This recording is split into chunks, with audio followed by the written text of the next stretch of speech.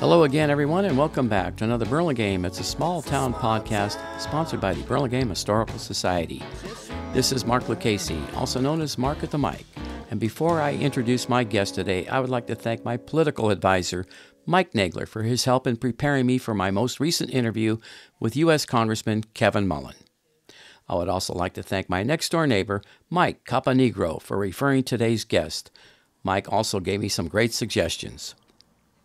My guest today joined the Army 3 weeks after graduating from Carlmont High School. After serving 3 years in the Army Infantry, he attended the College of San Mateo and transferred to UC San Diego. Upon graduation from UCSD, my guest re-enlisted into the Army Infantry as a sergeant. He was stationed overseas and served 2 years in Iraq. After his second enlistment, my guest attended law school at Golden Gate School of Law in San Francisco. He was offered a teaching position at Golden Gate School of Law and taught there for 10 years. He recently accepted a new position and is currently a professor of law at the University of San Francisco. He also volunteers as a part-time pro tem judge at the California Superior Court, San Mateo County. And if that's not enough, he also serves as the vice president for the Burlingame Schools District. My guest today, and also my neighbor, Dan Devoy. Dan, welcome to the show. Hey, good morning, Mark. I'm happy to be here. Hey, listen, I'm going to congratulate you on my longest podcast intro ever, and it was amazing. So you have a lot of things going on, man. We're going to talk about them all today. All right. Well, I was worried we may have been scraping the bottom of the barrel here at Mark and the Mic when I was thought of as an important or interesting person. But you did good with the titles there, so I'm feeling good. I didn't want to make any mistakes. We got a lot of ground to cover, so you ready to have some fun? Let's do it. Okay. I kind of broke our conversation up into 4 parts today. Your military life, your military duty, and thank you for your service to the country. Your current profession as a professor of law at the University of San Francisco, your part-time volunteer work as a pro tem judge, and your volunteer work for the Burlingame Schools District. Amazing stuff. So if you don't mind, I'd like to start with military duty. Sure. That's good with you. So you enlisted in the Army during your senior year at Carlmont High. What year was that? So my senior year began in the fall of 97 and graduated in the summer of 98. Yeah. How did your parents feel about you enlisting in the Army? I don't remember them being thrilled. You had to be 18, right? You have to be 18. You have to get parents' permission without it. And what was going on is Carlmont back then, I don't know if they still do this in the high schools, but they did a public service class where you got to take it. And every week, someone different comes in, right? There could be a firefighter comes in, a police officer, a nurse, a politician. Someone comes in and talks about careers in public service. And one day, the guy from the Army came in. And I was very impressed with that individual.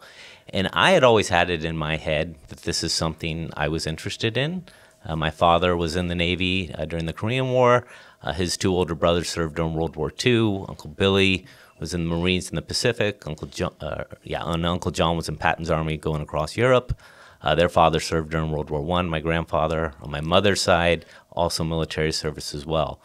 So it's something I've always kind of thought of. And the other, just to be blunt, thing going on is I remember senior year snuck up on me quick, and everyone was talking about college and this and that, and I didn't have a ton of experience with that in my family, and I wasn't ready to do that. And so the military just seemed like a great career for a few years. That's a big move, man, your senior year. And then 3 weeks later, you're headed for basic training, and you're stationed, I think stateside, correct? Stationed, so basic training back then for the infantry, Fort Benning, Georgia. And I got to tell you, as a California kid going to Fort Benning, Georgia in the summer. Culture shock and everything else. Well, there's not a lot of exposure to culture because you're on the base, you're with the drill sergeant, so there's culture there. But I'm thinking weather. Never experienced humidity, right? I'm born and raised here. And it was like a punch in the stomach getting off that Sweating plane. all day? Yeah. Never experienced anything like it. Never, ever. So you did your basic training at Fort Benning, Georgia. And where'd you go after that? So that lasted until around Thanksgiving. And so you do your basic training, then your advanced infantry training. And it's pretty similar to what you've seen in the movies, to be honest. Or at least back then it was. With the drill instructor and the whole very bit. much. Yeah. This person is mom, dad, and God all at once to you, Yeah. right? I've never been more impressed and terrified of an individual in my life than my drill sergeants. Yeah. And so time goes quick, man. There's, just 24-hour periods in your life of just drilling and training and preparing. After Fort Benning, where'd they transfer you to? I was stationed at Fort Carson, Colorado for the rest of my time. So that would have been about 2.5 years then, 3 years, almost 3 years. Yeah, so I got out in the summer of 01. How old were you then? I would have been 21. So now you're 21, you have 3 years in the service, you're honorably discharged. Did you have a rank when you left? Were you a private corporal or anything like that? Yeah, I worked up to sergeant. You actually worked up to sergeant your first 3 years there. Mm-hmm. Pretty cool. E5. Okay, so now you're discharged from the Army, you're 21. What happens? Take us on a little journey here. So I think the important thing to remember is, so when I got out, it was the summer of 01, and as we know, as we sit here today, 23 years ago, in September of 01, was the 9/11 attack. So my first enlistment, I did not experience anything having to do with that. But I remember that day very profoundly, right? Do you remember where you are? I was at work right down the street at Molly Stone's. Do you remember? Yeah. Okay. I remember waking up, and I remember my mom watching television crying. I remember seeing the pictures of the towers. I remember the newscasters not knowing what to say, right? And the uncertainty. All you could do was watch. And we didn't know what we were watching. I can see that picture in my head, and I remember seeing everyday regular people running through the streets of New York covered in ash. And I remember very clearly at the same time seeing police officers and firefighters running into those very same buildings. Incredible bravery. Looking incredible. Incredible. Some of the bravest people that have ever been around. But that happened after I got out of the military. So my first 3 years was a much different world, right? And it's interesting because looking back on it, there was this belief that, the Cold War was over. There are no enemies on the horizon. Right. Mm-hmm. This is a brave new world. This is, anything is possible. And that shook us out of that. And I don't know if it's really ever come back, to be honest. At least for me, it hasn't, with internationally and what our country's capable of doing. But you asked more specifically what was going on for me. Yeah, how'd the journey go when you got out of the service? Where'd you go? What happened? I came home for a little bit, and then I enrolled in CSM. Yeah. And I don't know how they do it now, but I made classic mistakes. I just kind of enrolled and showed up. And I remember they had a placement test for math and English, and I think they still do. I completely blew it off, Mark. Yeah. I just showed up, whatever, answered it, right? Didn't pay any attention. And so they put me in the classes that didn't directly transfer to the four-year university for English and math. And I can tell you right now, like a lot of things in life, it was the best thing that ever happened to me. My math teacher, an old friend of yours, Rosalie Mahoney. Oh, my gosh. You got to say it right and work on your Gaelic. Don't say Mahoney. Say it again for us. Mahoney. Okay, so quick trivia question. How many times was she mayor here in Burlingame? Any idea? I would say 3. 5 times. 5 times. Yep. The only woman to hold it 5 times. So there might have been a couple of guys that have done it, but she's the only lady that did that. Doesn't surprise me. Yeah, great lady. The first I remember, so I had her class 5 days a week at 9 a.m. Yeah. Was that math or chemistry? That's math. Yeah. Math. Oh, wow. So 5 days a week, this is my introduction. And she's going over the roll and she gets to my name and she says, "Oh, you have a great name, a great Irish name." And then she starts going over the county in Ireland my family comes from. Oh, my gosh. And I remember thinking to myself, oh, man, what am I in for now? What's going on here? Because she could be very intimidating, I remember, to a lot of people.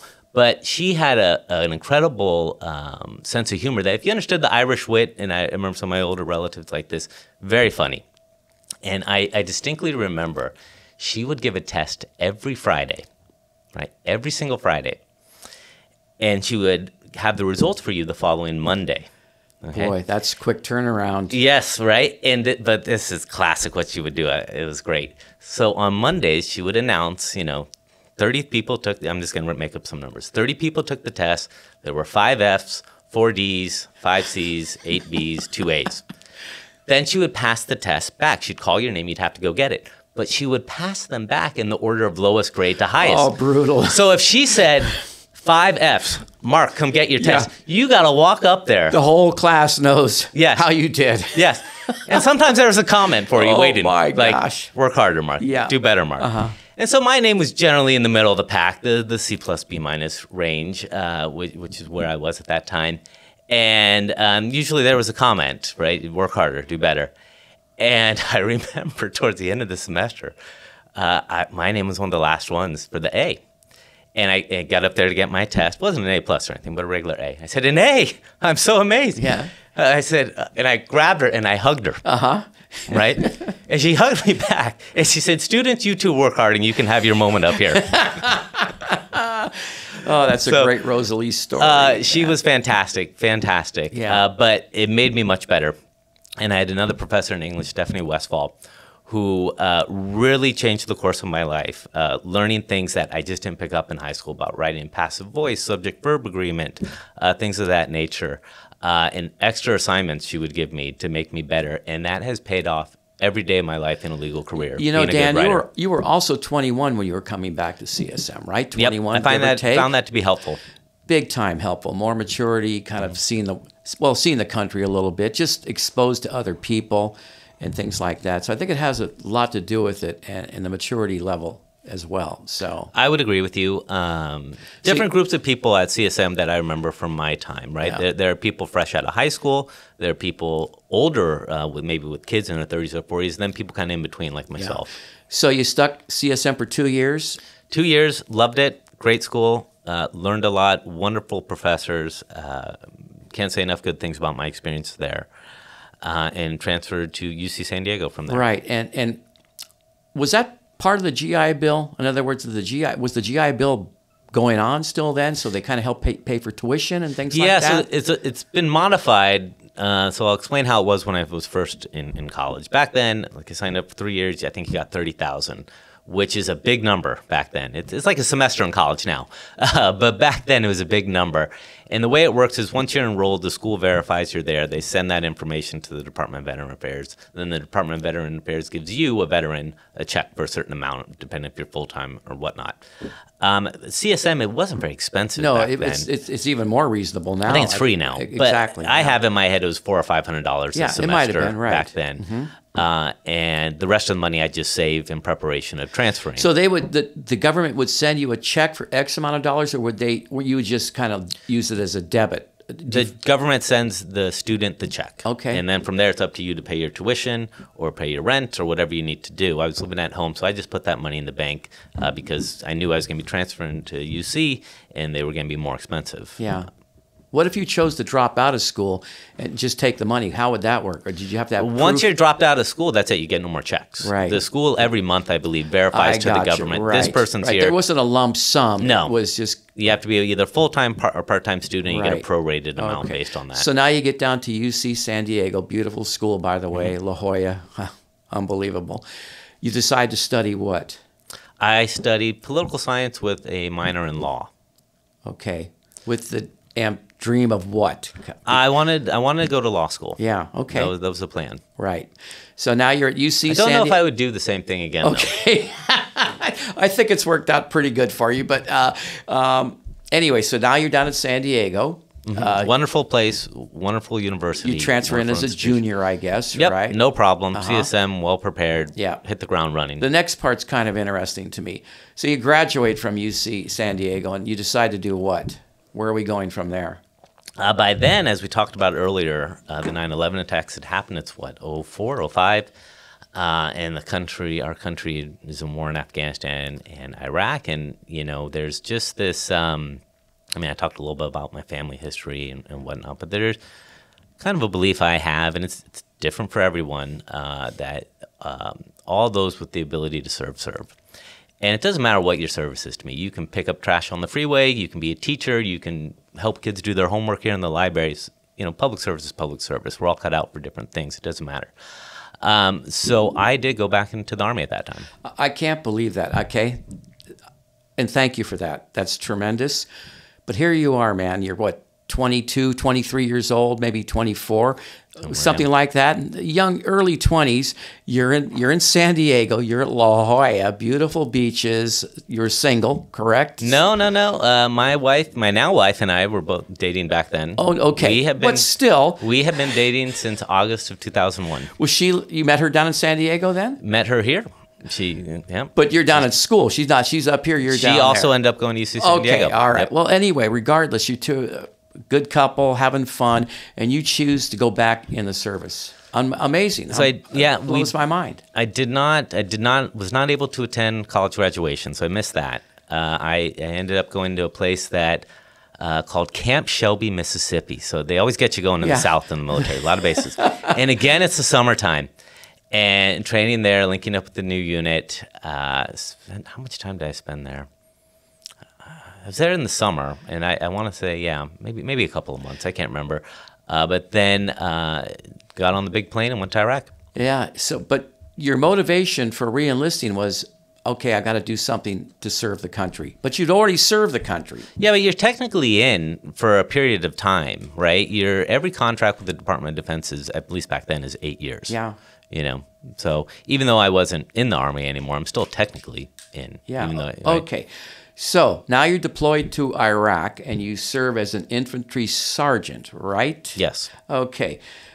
Can you give me a year, give or take? Can you remember the year that was? Did I arrive in 2005? Okay. Sounds right. We'll say that. Okay. Yeah. Don't quote me. We were at war, right? Yes. Yeah. And here you are going to a combat zone, sergeant, infantry. What were your responsibilities as a sergeant in the infantry? I got to be different than peacetime, I would imagine. So it's radically different. Yeah. Radically different military in times of war and times of peace. Like I said, my first enlistment was stateside. When we train, we use blank rounds. We laser tag, if you will, in the woods sometimes, things of that nature. This is much different. And the biggest challenge for me was the quick switch, right? I mean, as you said, I'm at the La Jolla beaches. For the La Jolla beaches to the sands of Iraq, right? And it's odd because being from this area, unfortunately, we don't really have a tradition of military history here anymore. We've lost a lot of that. And so I didn't really grow up with anyone that did the same thing I did, or don't know many people now around this area, at least my age. Usually you are the older. Only one that I know. Okay. The only one. I'm in my 40s, yeah. So I know a lot of people older than me that served.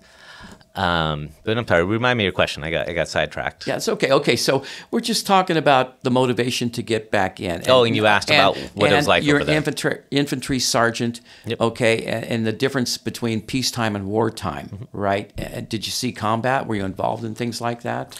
Yeah, the entire country of Iraq is at combat. So when I was in, again, it was a couple years after the Iraq War, the second Iraq War started. I can't remember the date that started, but I would imagine it was 2002. Right, the 9/11 attacks were in 2001. Okay.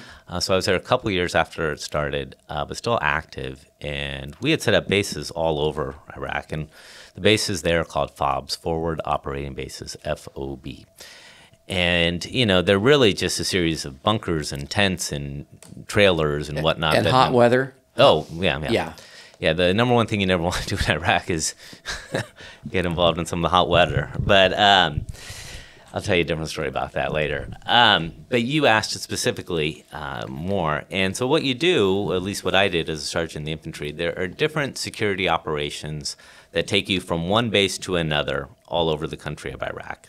And sometimes you're just transporting goods. Sometimes you're transporting people. Other times you're looking for individuals. Other times you're pulling security operations for people to go from one place to another. Other times you're affirmatively looking for people or equipment in certain towns that you're going to capture and bring back to your base. So my job was generally I had a team of 3 to 5 people, and we would go fulfill those missions from one FOB to another. Sometimes you'd only be gone a matter of hours. Sometimes you'd be gone for days and days. Yeah. While you were driving around, did you ever have that moment where you said to yourself, what am I doing here? Why did I leave La Jolla to come here? I mean, there had to be moments like that. No, I didn't. Really? Nope. Okay. Oh, man. So you were totally dedicated. You were totally happy with what you were doing? I didn't use the word happy. Okay. But I did what I needed to do. One thing I want to make clear is I knew I would never be a career military member. I was not good enough to do that. There are those that serve 20 years or more. They're better than me. I knew I never had that in me. But I knew I could do this for 4 to 5 years or at a fixed period of time. That was basically going to be my next question was I was going to say, Dan, you had a college degree from UC San Diego. You served a total of 5 years. I should have been an officer is what I should have done. Right. I made a big mistake. 3 stateside, 2 in Iraq. And so you didn't want to make you had no idea, no wanting of making the Army a career, correct? No, and I would have had to, if I wanted to be an officer, that's probably the route it would have gone down. And I knew I wanted to go to law school. I wanted to do other things in my life. And I love the military. I love the Army, but I did not want to make that career. So while you were in Iraq, were you having thoughts of, okay, I'm going to go to law school when I get out of here and all that kind of planning the future? Yeah, so back then I had to actually apply while I was over there.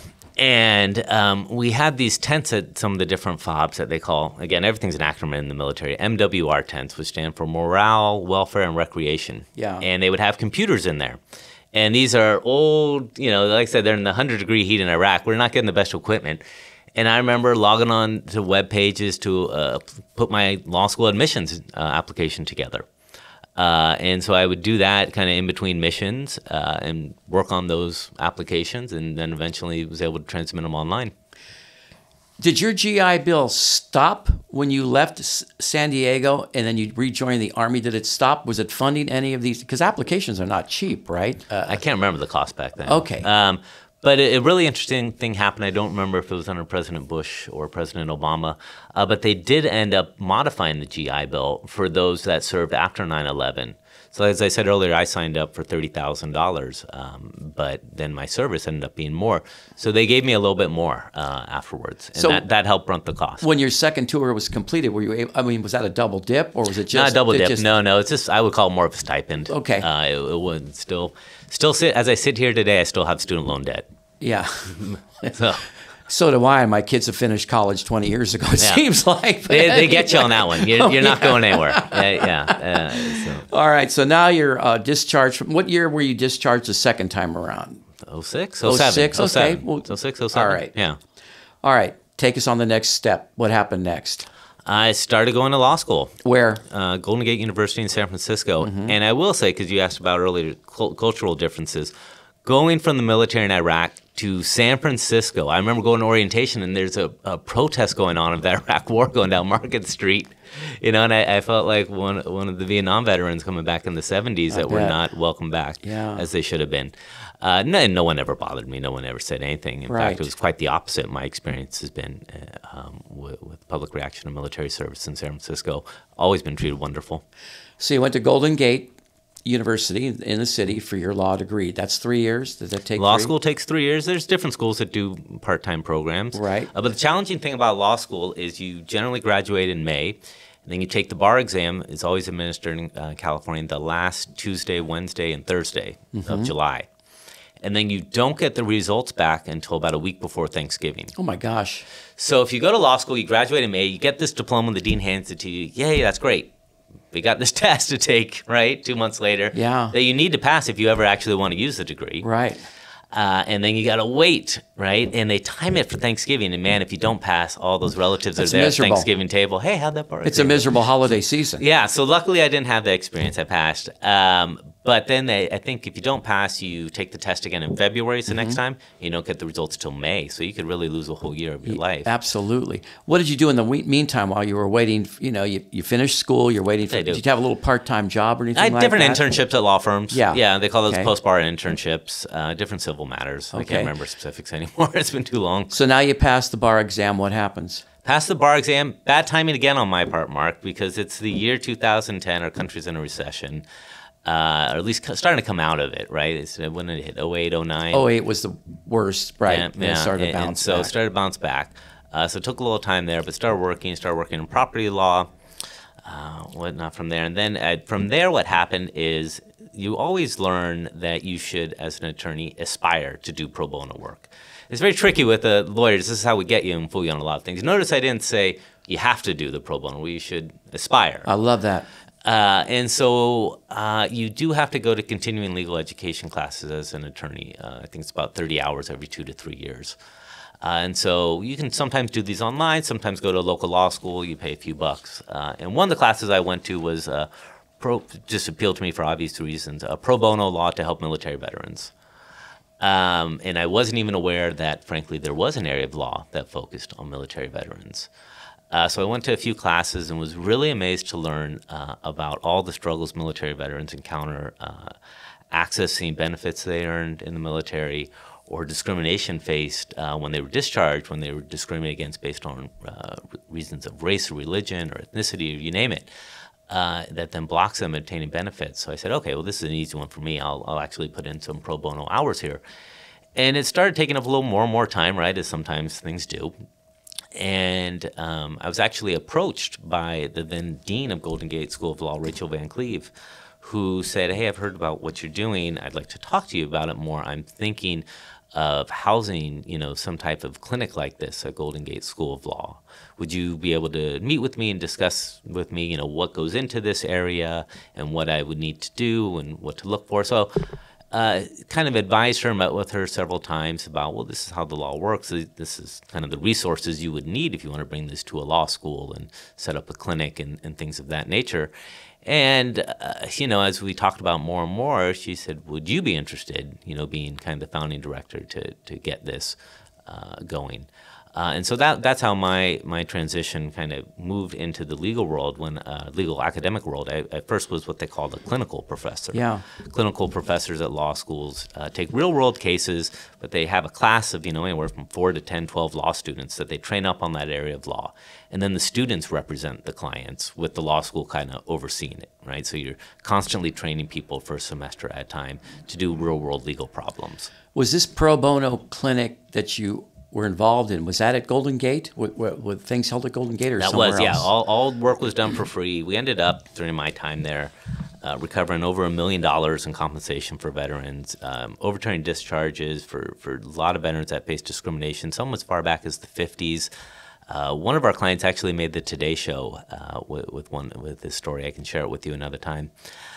With his discharge and discrimination he faced. And really great work for a generation of people and generations of law students, because it's beneficial to both help the military veterans and it also trains the students how to be attorneys. So it's really a win-win. How'd the teaching thing evolve from all this thing? You taught at, Golden Gate for 10 years, right? So 10 years. How'd that evolve? About 7 years or so. I can't remember specifically. I would say about 6 or 7, I was the clinical director for that program that I just discussed. And I can't remember specifically anymore, but at one point the dean said, we could really use you teaching this classroom in addition to your clinical duties. And then from there it was, can we get you teaching more classes and cut back on your clinical duties? And eventually it just transitioned where I became full-time in the classroom, not doing the clinical work, but teaching what they call the doctrinal courses in law school. Is the clinical work, is the pro bono work still going on? It's at GGU. I'm not there Right, anymore. but you're not there. I know that, but it's still going on. It's yes, with the law school and some of the changes they're going through. Yeah, okay.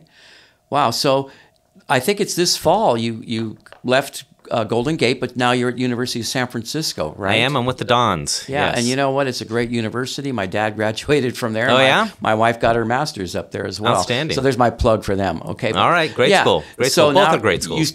So you just started there basically, right, this fall? I did. I teach, this semester I teach civil procedure and administrative law, and next semester it will be civil procedure and evidence. Okay, are these first-year students, second-year students? Whereabouts is Civil procedure course is first-year students. I teach a class of about 80 students, and that's several times a week. And the administrative law class is either second or third-year students. So these are like in a lecture hall, I guess, with that many students? They're not in a classroom? Yeah, it's not like this room right here. Yeah, not like this little room, right?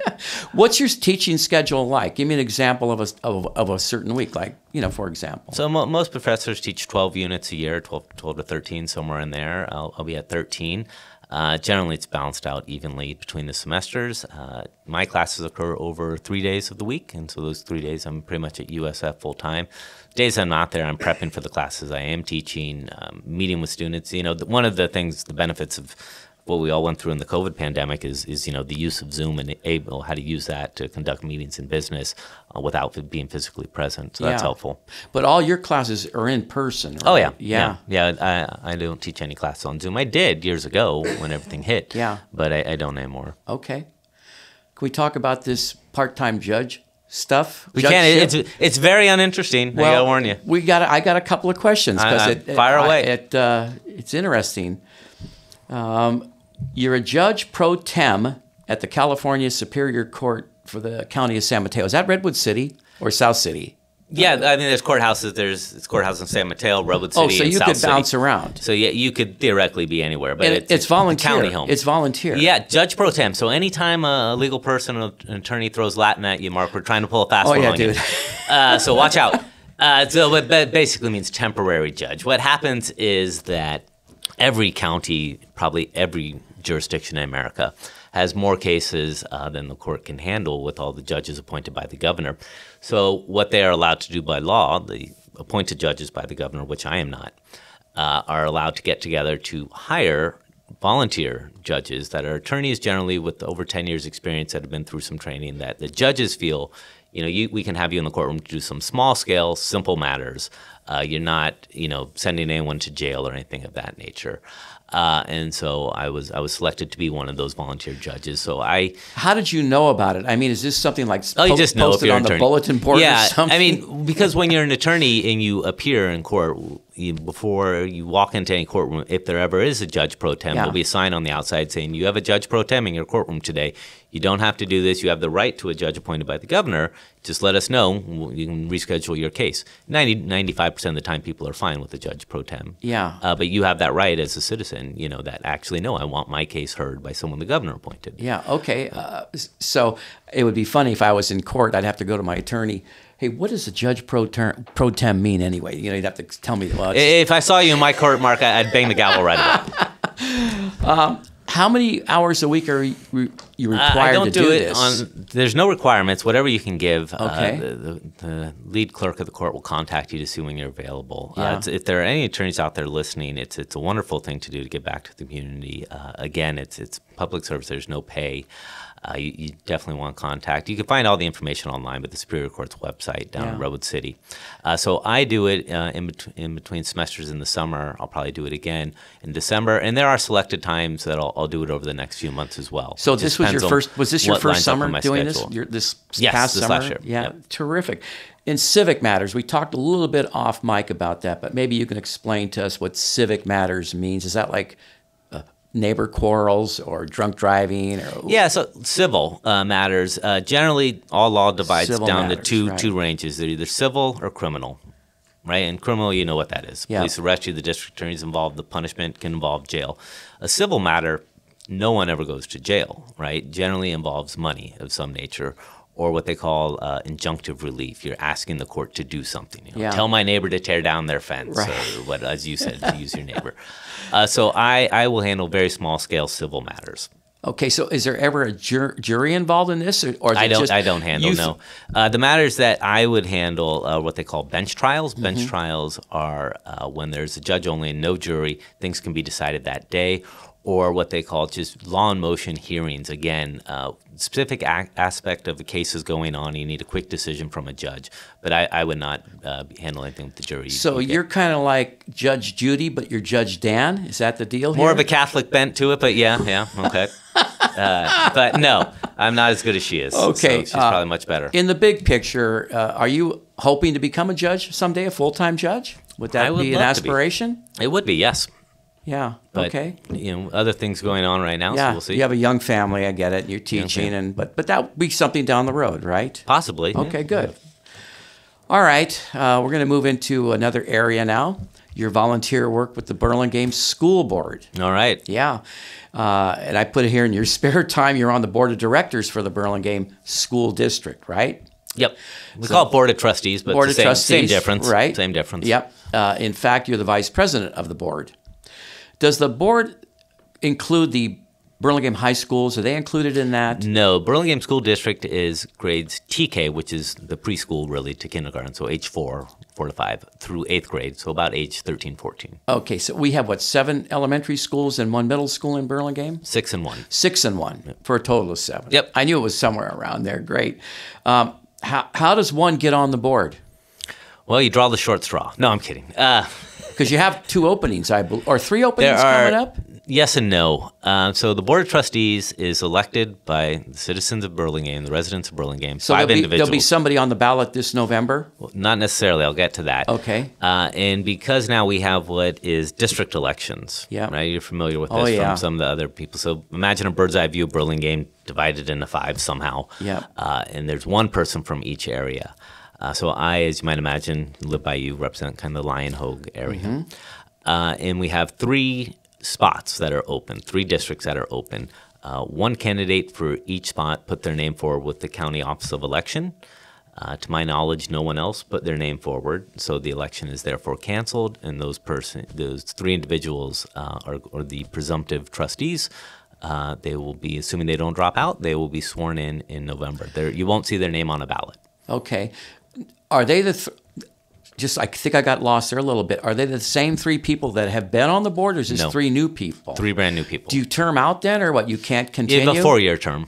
I don't believe there are term limits. No, you can keep going. Okay, but those people chose not to continue. Is that what you're saying? That's Some right. have already done it for a long time, the Yeah. current occupants. Right. Yep. And some were blocked for running because they happen to coincide with a trustee that lives in their district and Yeah. has a longer term left. Again, the switch to district elections Right.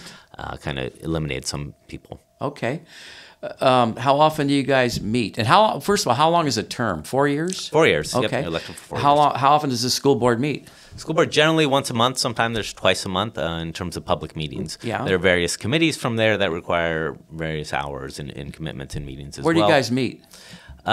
Historically, at the administrative office called the district office over on Truesdale, right Yeah. behind the hospital. But that is undergoing remodeling, so that for most of this year, that will begin later. So we will be meeting at Burlingame Intermediate School Okay. for most of this year. Okay. Just wondering, do you receive a stipend for this, or is it just a non-paying position? I receive the thanks and the gratitude of individuals. Don't like you love it? Yes. Okay. So you're the vice president on the board, right, of the Board of Trustees. Do these positions rotate? In other words, do you Generally, eventually yeah. become president? So generally the positions rotate every year, but technically it is actually voted on who should be president, vice president. But historically the norms are everyone just moves one seat over. Last year I was the clerk, so this year I'm the vice Right, president. kind of like how our city council works Exactly. in Burlingame. Exactly. Okay. You know, lots of folks have heard of the school board. We hear it all the time, actually, but I don't think a lot of people really have an idea what the school board does or functions. Can you give us a little bit of insight on what that's all about? Yeah, sure. A lot of this is set up by California state law in terms of what a school board can do and what you can't do. The rules are really well set up by the state. But basically, it's 5 individuals, as we said, for lack of a better term, elected by the individuals to oversee the school system. And in our case, our system is TK through 8. However, we are not employees of the district in terms of we are hiring and firing teachers and going into classrooms or things of that nature. That is not what school board officials do. School board officials, the 5 of them, then vote, majority vote, to hire a superintendent. The superintendent then, we then instill all those powers the state of California gave us to the superintendent's position. And the superintendent then oversees everything people think the school district does. The superintendent is the one person with the most responsibility. Does he sit in on the meetings, the monthly meetings then, or what? I mean, how much contact do you have with the superintendent? Superintendent is Dr. Marla Silversmith, and she is always present at every meeting. Okay. And she brings you what's happening out there, or you bring to her Yes, this both. is what I'm hearing, and blah, Exactly, blah, you're exactly blah. correct. You're exactly correct. She is the person that will have the most day-to-day knowledge of the school district. Okay. She is the one who then picks her assistant superintendents, principals, all that stuff, going down the ladder. As you said earlier, I'm at USF. I'm in the courtroom. The other 4 trustees are doing this. We meet once a month to broadly oversee what is going on, set broad policy that we want the superintendent to do.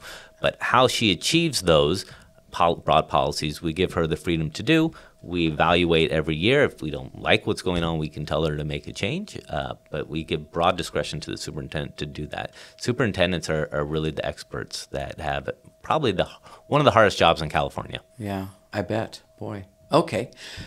I'm going to do what they call a deeper dive. Go for it. I'm really out of my element and having a conversation about the school board. So I went to some of our Lyon Hoag neighbors for help in asking you some very shifty group, Mark. This isn't. Oh yeah, yeah, no. So I hope you're okay with me going to my neighbors, our neighbors, I should say. And, yes. So here we go. Fire away. How does the district prioritize spending in the annual budget? So spending, almost all school districts spending and budgeting is the most complicated issue you'll ever hear about in your life. And again, a lot of this is set up by state law, and you'll have to forgive me. I'm going to give you a long-winded answer. School funding comes from generally either one of two sources. A lot of people think it's my property taxes and whatnot. Right. We'll get to that. Yeah. So what happens is there are one of two methods most public schools receive their funding from. One is called the basic aid funding. One is called local control funding formula. All right, you may have heard these terms over. In Burlingame, we're mostly the local control funding formula. Here's what it means. For lack of a better way to think about it, everyone in Burlingame pays their property tax, various amounts. Some people pay less because of Prop 13. Some people just bought and they're paying a ton of money. Mm-hmm. You never know. Add that all up. If it comes to a certain amount, the school district can keep it. That would be called basic aid. If it's not a certain amount, it goes up to the state of California up in Sacramento, and they redistribute that money to other school districts all throughout the state along with their own property taxes. So Burlingame, we get most of our money through local control funding formula from Sacramento because we don't make enough from our property tax to actually fund everything we would need. Other districts, the closest one like Hillsborough, for example, most of their property tax can fund their school system so they can keep it. We are reliant upon the state of California as they collect property taxes to then send back to us. And here's where it gets even more fun. How much they give us is dependent on really the main tool is what's called the average daily attendance of our students. Mm-hmm. That's why they take attendance every day? Every day. Yeah. Mm-hmm. Every day. So in other words, butts in the seats. Yep. Right? And so, we have over 3,200 students, but there's someone absent every day, right? There's doctor's appointments, someone's sick, there's whatever. People are on vacation.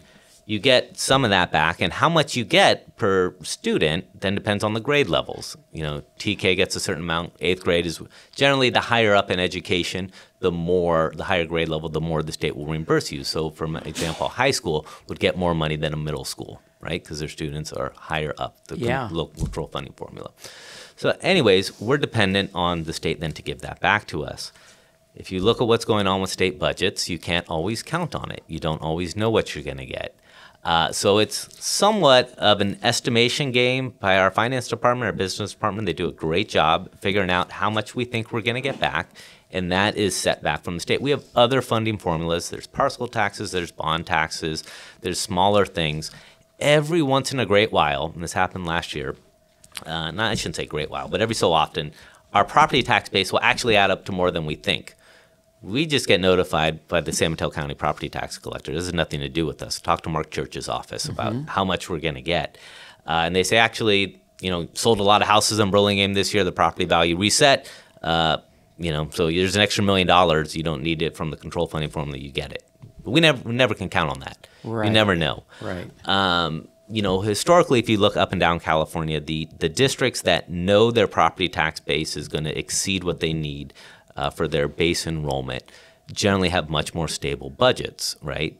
But it's hard to get to that amount because every year the amounts you need keep fluctuating. And so in Burlingame, we'll see what happens, right? We have a lot of new buildings coming on the pipeline, although they may have been delayed. But then again, not a lot of houses sold in the last year or two, right? You had Raziel Ungar here, so you know all about real estate. He's the pro. Yeah. So it's a property tax collection combined with reimbursements from the states. Makes budgeting incredibly difficult. Combined with, at the end of the day, we need to make sure the kids actually go to school, right? Because that is how we get most of the money. So let me get this right. What about a surplus? Is there ever a surplus? And if there is a surplus, you have to give that to the state, or can you keep that? So there's so many different buckets things go into, right? There are reserves that we kept, right? No different than your savings account or anything like that. So if there ever is a surplus, it may go into there. It will most likely just get used for different things that we're going to need the next year, increases in salary, got to order books. We still have PG&E bills, water bills, you name it. All those things that go up for everyone else go up for the school district too. So Burlingame has remodeled just about all of the schools that we have, our elementary schools. Yeah, there's construction, Right? Is that a separate fund then? So the great individual you want to talk to is Richard Toronis, who's coordinating a lot of our bond management fund. The voters have passed the bond management, which basically means an extra tax on your property tax that goes strictly for buildings, for lack of a better term, in Burlingame, right? And maintenance of the buildings. And from that fund, through the generosity of the taxpayers that I pay and you pay on our property tax bill, you have seen things that you just discussed, right? The new buildings in there, the remodeling of buildings, solar panels, which have allowed air conditioning to be put in our classroom, which was the #1 request from our staff, air conditioning throughout there. And with the solar panels, it's going to actually create revenue for us after enough years go by. So it's really been well planned. You should reach out. The superintendent and Marla Silversmith and Richard Toronis have been kind of the brains behind that, getting all that going. Terrific. Okay, I got to get a little softer here. Well, maybe not. All that money kind of blows me away. It's tough to figure out state budgets, right? It is. I can't even do my budget at the house, not let alone, anyway, school safety, kind of a hot button, right? And you don't have to get real specific here, but can you comment about school safety in general? Yeah, I won't go into specifics about what our schools do because I don't want to put information out there, but you're always free to talk to your child's principal or the district office, and they will answer any questions you have about the safety of schools. When you say safety, are you referencing like mass events we've seen in the country, or are you thinking I'm thinking getting just bullied walking down the hallway? In Burlingame, because I grew up in Burlingame, and I grew up in an era where there basically wasn't any school issues, okay? I grew up in a different era. You're right. And the schools weren't fenced in. Today, as I travel around, all the schools are fenced in, which is great, right? Because it's a different world now. And sometimes the kids wander, too, right? So you need those fences. They can wander, in general, it's a big concern, though, right? Yeah. And absolutely, it's taken very, very seriously. I am very confident in the security measures taken in terms of traditional matters such as locks and things of that nature. But yes. Okay. Parents, are there opportunities for parents to get more involved in decision-making processes? Which decisions? Yeah, the answer is going to be yes, but which decisions? I don't know. You come up with one. Okay, so I mean, the most, everything's local, right? Most people want to get involved in their child's school. You can always reach out to your child's principal or teacher. Teachers have parent volunteers in the classroom all the time. Yeah. There is, if you really want to have some fun, Mark, if you're really up for this, I can make this happen for you, assuming you can pass a background test, all right? Assuming. I don't know. If you can, lunch duty volunteers are always needed. You're a grandfather. You can do this. I'll do it at Washington. All right. I will let that be known. How long? But we got to fingerprint you. We got to, yeah, man. I want to go through the whole process. Okay. How long is a lunch period duty? Is it an hour or something? Or that's about 40 minutes, I believe. Yeah, okay. And that is an intense 40 minutes. Oh, I bet. I tip my cap. I've done that from time to time. Yeah. There are a lot of wonderful volunteers that do it, and obviously the staff is out there doing things as well. But ironically, I can tell you, nothing has changed that you remember from your childhood in terms of how children engage and interact at that grade level. It's still the same. They're playing a game of basketball. They're all cheating, right? There's a foul on every play. Yeah. Someone, it's same thing. Everything's going on. Yeah, Dan, my wife was a elementary school principal. So which school? St. Veronica's in South City. Okay. She was also a teacher for 35 years before. So you know this. Oh yeah, I know the drill, dude. Okay. All right. She interested in being a substitute? At times she's thought about it, but she hasn't really. I think she likes her lifestyle right now. Sounds like she's got a day or two in there. I'll mention her name. Okay. Okay. What steps is the district taking to ensure diversity, equity, and inclusion? And are they prioritized within the schools? Yeah, you actually have good timing. Last night in our board meeting, the Superintendent Silversmith and Assistant Superintendent Paveo introduced a resolution. They do a similar one every year. One of the top priorities is that, indeed, and discusses the measures taken. You could look up, anyone can look up right now on the Burlingame School District website and see that resolution introduced last night and passed by the Board of Directors. Great. Board of Trustees, as you said. Great. And that funnels all the way down into the classroom as well, right? Yeah. So. Okay. How's the district ensure teacher retention and prevent burnout? Prevent burnout.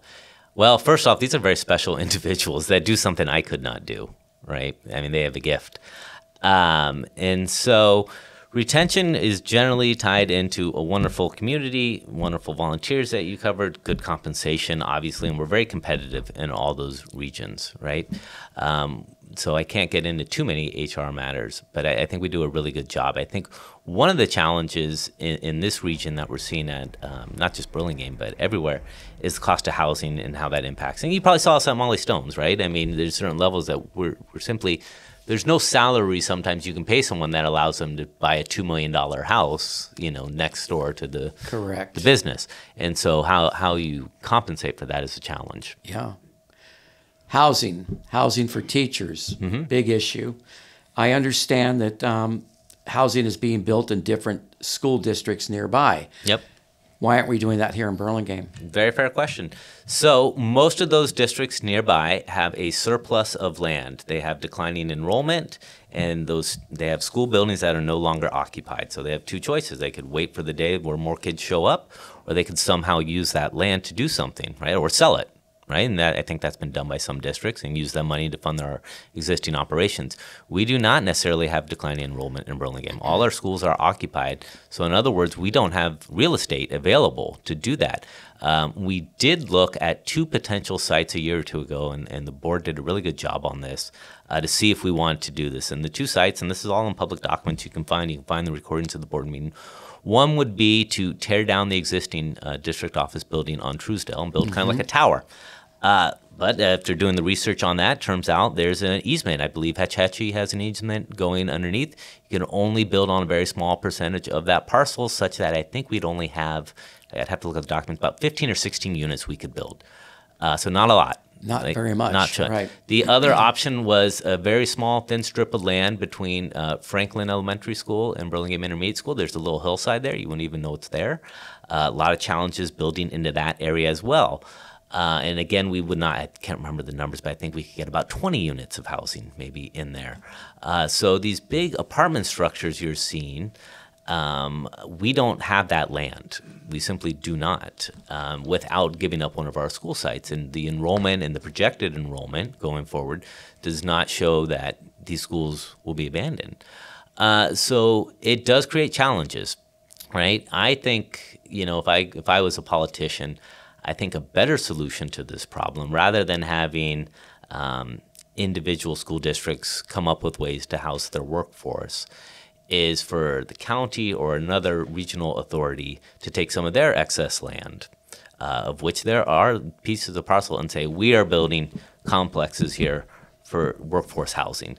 And you would have a mixture of people there, right? Because I don't know if necessarily all our teachers want to live together in the same building, right? I mean, did you want to live with the people you work with? Not necessarily. No, I don't want to see anyone when I leave work. Right. Yeah, I don't even want to see my family when I go home. Point. Yeah, so, that's a good point. But, that's up to the individual if they want that or not. So if you had a larger government entity, and, you had Mullen on here, so you can plant this seed for me. If you had a larger government entity that could help us and has more resources than we do, every district could pay their part, sure.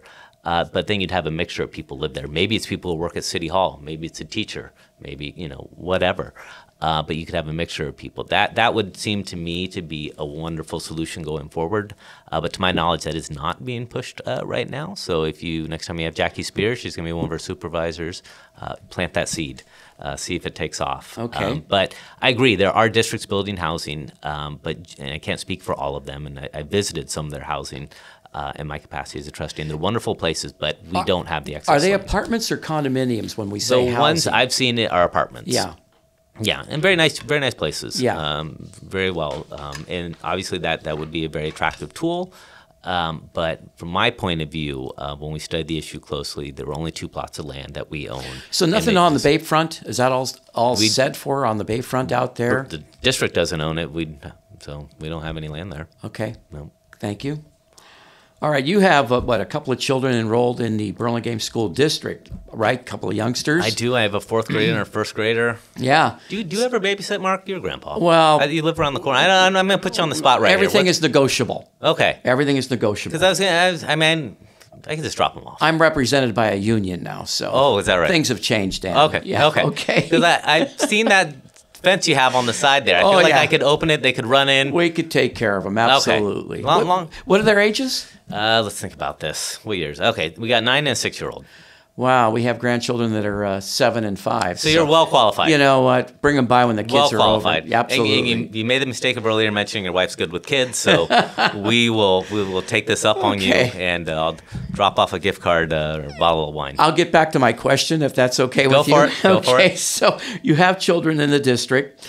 Is there a challenge as being a trustee and having children enrolled in the same district? Is there any challenges for you in doing that? Yes and no. I think it's an extra layer sometimes, right? I worry, that it maybe would it be difficult for a teacher to communicate with me or something, because technically, as we outlined earlier, kind of the chain of command, I'm part of a 5-unit team that supervises the superintendent, evaluates the superintendent. Individually, I have no power over anything, right? The board only has power when a group acts together at a public agenda meeting. So I worry sometimes, right? I mean, think about what if the Molly Stone CEO's kid was taking an internship for you when you were there? Right? It's a little bit like, I don't want this getting back, So I worry about that, but I have found the teachers are phenomenal. I've never had a bad teacher. They do a great job. Yeah, we're very fortunate. The schools are amazing. That's why people want to live in Burlingame. Yeah, these are wonderful people. I could not do what they do. Yeah. My teaching's much different, right? My students are in their 20s. Yeah. I don't have to deal with some of the more social or emotional issues that happen at a younger grade level before you can even get to the baseline of the teaching. If my students act out in class, say, hey, get out of here. You're wasting everyone's time. Go. Or if someone's in my courtroom not acting right, I tell the bailiff, get that guy out of here. Yeah. There's no bailiff in the teacher room. They would probably like one, but there isn't. Yeah. Here's a chance to plug the schools. Okay, why should families have the ability to send their kid to a private school? Why should they choose to send them to a Burlingame school? Which neighbor asked that? We'll talk about that later.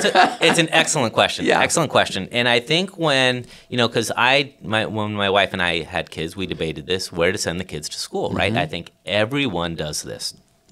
And you have choices, right?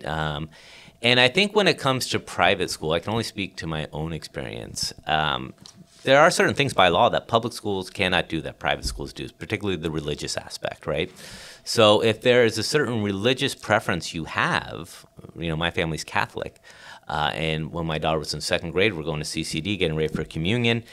If we were in St. Catherine's or OLA, they do that for you. There's a nun teaching the class, right? I don't have to show up and do all these other things. So it's a balance, right? It's the same with other different faiths and religions out there. So public school can't do that, right? And nor should they. Right. So to that, I can't speak to, right? That's what's best for everyone's family. I can tell you that when I have looked at, outcomes of student achievement at the end of the road, right? Whether it's 12th grade, 8th grade, whatever, I see from my research, private school kids end up going to college just like public school kids, if that's what the kid wants to do in their family. So for me, then, it's exposure to a certain culture that was very important for me, that I just felt was better at public school in terms of the diversity of the people, the diversity of the learning, because I want my children to go into the world as it is, not as they want it to be or hope it to be. And I think the Burlingame school system does an excellent job of, one, the academic rigor of making sure you're academically prepared, but the exposure to the different types of people in this world and the different ways you have to work together. Again, I'm only speaking for myself, but when we looked at private school, it felt like everyone was like us, similar religion, similar economics, similar background. And I wanted my children to be in a more diverse group for all those categories. That's where diversity comes in, huh? Yeah, and that was one of your earlier questions. But different private schools do things differently. There's wonderful ones out there, and it's up to what the family is looking for. Yeah. So to answer the neighbor's question, I'm going to find out who put me on the spot with that. Yeah. You'll be able to figure that out. Okay. Italian guy? Italian guy, all right. right. Oh, that's good. Okay, but it's up to the individual family, but you will not go wrong in Burlingame School District. We moved here specifically for the school district. Oh, we believe in it as well. Yep. Yeah, we had kids that went to private, St. Catherine's, but we also had a son that went to Washington. Yep, and BIS. It's good for the kids. And too, they all right? went to Burlingame High School, and they all went to college. And they all ended up kind of in the same. Well, they needed different things at different times, yeah. and maybe you as parents needed different things at different times. It all worked out fine. And that's fine. Yeah. And that's what I was saying with my research looking into it. I think, sometimes, I know I feel living in this Burlingame community, sometimes there's a real keeping up the Joneses feelings, right? Oh, definitely. Every time I look at my door, someone's got Tesla. I'm like, damn it, how'd they get that? Yeah. Right? Yeah. And so there's always this, what else should I be doing? What else should I be doing? And sometimes the answer is just, no, there's nothing else. You're fine. You're doing it. You know what? Count your blessings. Right? Yeah, count your blessings. All right. We're going to wrap it up. You're going to give a little shout out to your wife, who's a doctor. She's at OB-GYN at Mills Hospital here in Burlingame. Is that correct? That is. Dr. Monica Contreras Devoy. If you know anyone going into labor shortly, she's working the late shift tonight. Did any of your grandkids deliver there? No, they're Southern California children. All three of them. Two were born in Long Beach, and one was born. Well, they were all born. Let's just say Los Angeles. Okay. Okay. But two of them live in Long Beach. Actually, they're moving to Sacramento very shortly. They're selling their home down there, and coming up this way. And this will be great. We'll be able to see them a lot. Kathy and I go down to Southern California quite a bit to visit the grandkids. We now have a granddaughter. Wait a minute, we're making this story about me, but quickly, we have a brand new granddaughter that's in Los Angeles, so we visit her, but it's great stuff. What about your two children, two boys, two girls? Two girls. Terrific. And once again, their names? Isabel and Emmy. And are they at Washington? They are both at Washington. Hopefully they're there right now and haven't made an escape. But yep. I got the pickup duty today. Do you remember? Pickup duty is intense. Oh, come on, man. Absolutely. That hits you like a bag of bullets. I mean, the after-school activities, the emotions, the nonstop requests for snacks. Yeah. Oh, man. Back in the day when I was cutting my teeth in the supermarket industry, I would work Saturday and Sunday just to take the 2 middle days off, Tuesday, Wednesday, Thursday, so I could be daycare and also pick up the kids and stuff like that. And did you really wish you could work overtime and not have to do that? Because that's how I feel right now. My wife's a saint, okay? Yeah. So. Yeah, no, the pickup duty is no joke, man. No, there are things those kids have been waiting to say since 8 a.m. and they're going to tell you. Yeah. The last couple of weeks I picked up our little neighbor, Charlie Ofield, that lives across the street from us. I've seen you. Yeah. I didn't want to make a fuss. It was like seeing a celebrity. Yeah. Some celebrity. You know what, Dan? Again, on this anniversary of 9/11, thank you so much for your service, not once, but twice to our country. Thank you so much for being here today. Thank you for having me, Mark. You bet. I'd like to thank Dan Devoy for being my guest today on Burlingame. It's a small-town podcast sponsored by the Burlingame Historical Society. Thanks to Mike Nagler for his prep work, the great Ray Tyler for video, original music by Bray. You can hear more of Bray at braymusic.com. This podcast was recorded on Wednesday, September 11th, 2024 at the Burlingame Public Library. The Burlingame Historical Society copyrights this program, and no part can be copied and replayed without the written consent of the Burlingame Historical Society. And finally, if you like what we have been doing, please give us a like, make a comment, and subscribe. So until next time, everyone, see you around Burlingame. It's a small town.